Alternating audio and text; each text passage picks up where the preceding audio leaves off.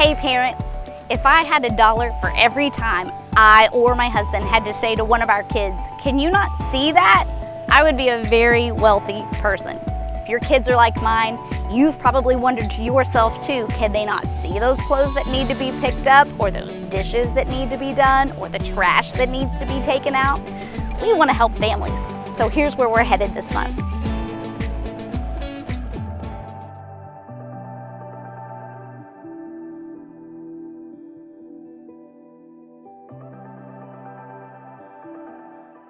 Question for you. When you walk into a room and look around, do you notice what you need to notice? Have you ever wondered why there are some people that can see things other people just don't see? Like slight changes in furniture placement, a person smiling at their phone in a corner, or a photo hanging crooked on the wall. Some people just have this knack for looking around a room and noticing things that others don't. Is that an ability you're born with, or can a person be trained to simply open their eyes and see more than others? But I guess it's more than that. Sure, you train yourself to see what's around you, but more importantly, are you willing to do something about what you've seen? How great could it be to train our kids to open their eyes, be aware of their surroundings, and get involved? What would happen if you started teaching your kids how to really look at the world around them and actually do something about what they see? What would it be like if your children could begin to notice things that need to be done and do them without being asked? What could happen if they look at people in their life that need help and take the initiative to help them? Or what about when it comes down to their own life? What if they saw things that needed to be changed and changed them? These don't have to be huge. It could be something simple like brushing their teeth, or taking a bath, or keeping their room clean. That's why we're taking this whole month to discover more about initiative. Initiative is seeing what needs to be done and doing it.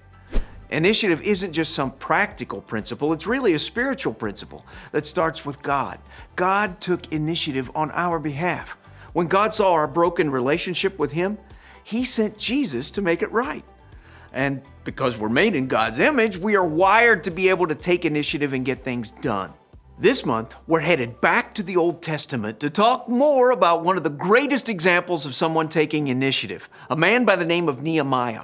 In week 1, we start off with the first chapter of Nehemiah. Nehemiah was working for King Artaxerxes when his brother brought news from the exiles living in Judah. When he heard about the devastation in Jerusalem, Nehemiah was heartbroken. He prayed, and he went to King Artaxerxes. Nehemiah took action when no one else would. Bottom line, don't wait for someone else to do what needs to be done. Next, we discover that while everyone was building the wall, an issue arose. Some of the people were severely mistreating each other. Even though Nehemiah was charged with rebuilding the wall, he stopped the building of the wall to confront the issue. In that moment, taking initiative to seek justice was more important than building the wall. Bottom line, look for ways to make things right. In week 3, we read how 2 men, Sanballat and Tobiah, were furious that the wall was being rebuilt. They taunted the workers and tried to distract Nehemiah from finishing the project. Nehemiah knew he was doing a good work and God would help him complete it. Bottom line, stay focused on what needs to be done. We'll wrap up the month with a celebration. After only 52 days, the people finished rebuilding the wall. Nehemiah recognized that the ability and strength to do what needs to be done came from God. The people gathered and listened as Ezra read from God's word to honor God for being faithful throughout the whole process. Bottom line, look for ways to celebrate what God has done. For many tasks, we simply can't accomplish them on our own. We have to lean on God to come through as well. No matter how we show initiative, we can choose to trust God and work as if we're working for God. Kids will see this truth in our memory verse for the month, Colossians 3:23a. Paul tells us, "Work at everything you do with all your heart. Work as if you're working for the Lord." Something happens when you focus on the one who you're really working for, and when you begin to really see the needs, the situations, and the jobs that need to be done. You can trust that if you do your part, God will do the rest. This month, help your kids see things in a different way. Encourage them to have courage and take initiative.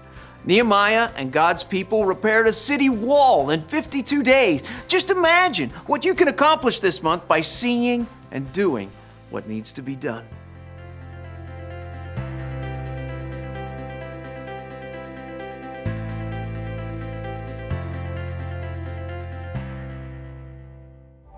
Seeing what needs to be done and doing it.